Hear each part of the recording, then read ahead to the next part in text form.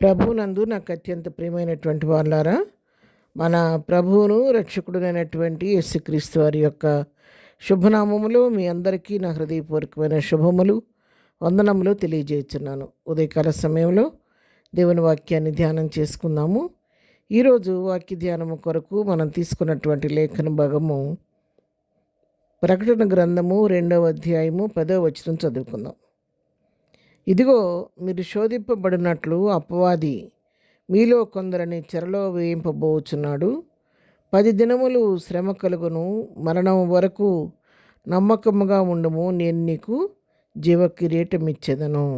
ఆమేన్. దేవుని నామమునకు మహిమ కలుగును గాక. ప్రియులారా, మరి ఉదయకాల సమయంలో శ్రేష్టమైన వాక్య భాగాన్ని మనం చదువుతున్నాము.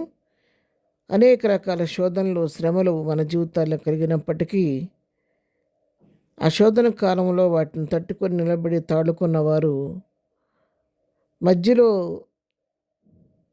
వదిలేశారనుకోండి, దానివల్ల మనం జయం పొందలేం.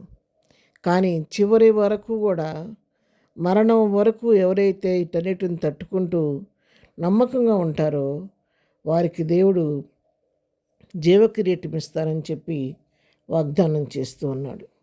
అపవాది మిమ్మల్ని చెరలో వేయింపబోతున్నాడు. 10 దినములు శ్రమ కలుగునని చెప్పి వాక్యం సెలవిస్తుంది. మరణం వరకు నమ్మకం ఉండమని వాక్యం సెలవిస్తూ ఉంది. మరి ఇక్కడ మనం యోబు గ్రంథంలో గమనించినట్లయితే, యోబు దేవుని దృష్టికి యథార్థవంతుడు, దేవుని యందు భయభక్తి కలిగినటువంటి వాడు, న్యాయవంతుడు, చెడుతనాన్ని విసర్జించిన వాడు అయినప్పటికి కూడా యోబు మీద అపవాది వ్యాజ్యం వేస్తుంది. దేవుని దగ్గరికే వచ్చి, యోబు ఊరికినే భయభక్తులు కలిగి ఉన్నాడా?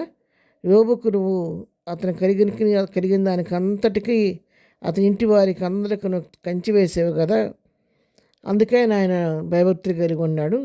అతని చేతి పైన నువ్వు దీవించావు కాబట్టి ఆ ఆస్తి దేశంలో బహు విస్తరించి ఉంది కాబట్టి భయభక్తులు కలిగి ఉన్నాడు.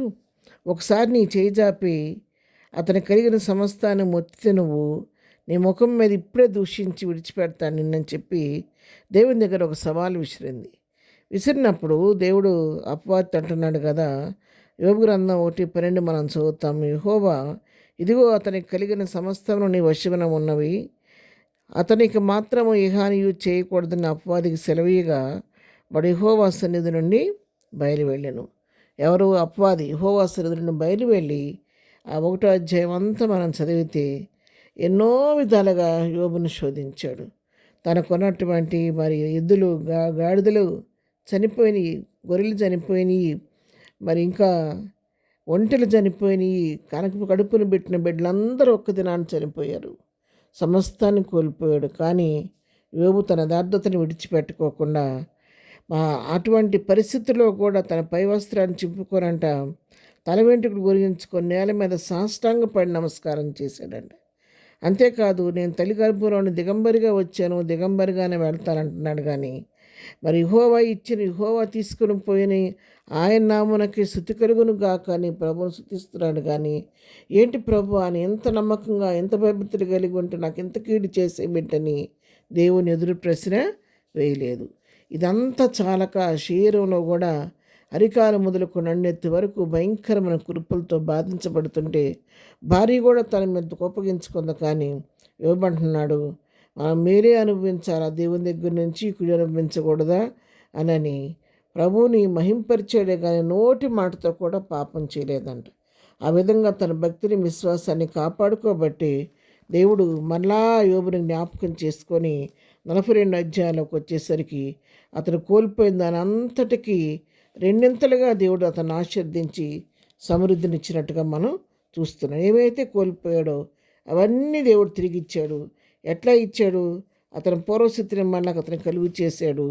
మరి యెహోవా 42:13 యెహోవా యోబును మొదట ఆశీర్వదించిన అంతకంటే మరి అధికంగా ఆశీర్వదించాను. చూడండి, అధికంగా ఆశీర్వదించి తనకి సమృద్ధినిచ్చి తిరిగి బిడ్డలనిచ్చి ఎంతో మేలు చేసినట్టుగా మనం చూస్తూ ఉన్నాం.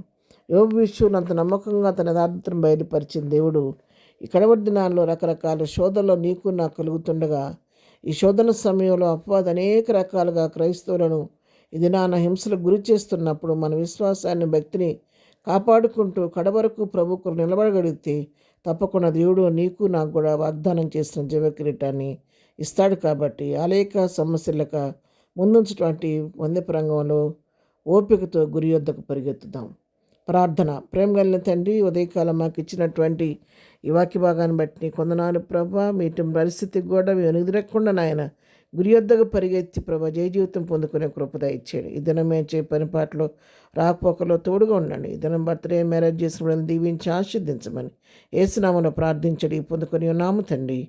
ఆమెన్. ప్రభు కృప సదాకాలం మనందరికీ తోడే నడిపించును గాక. ఆమెన్.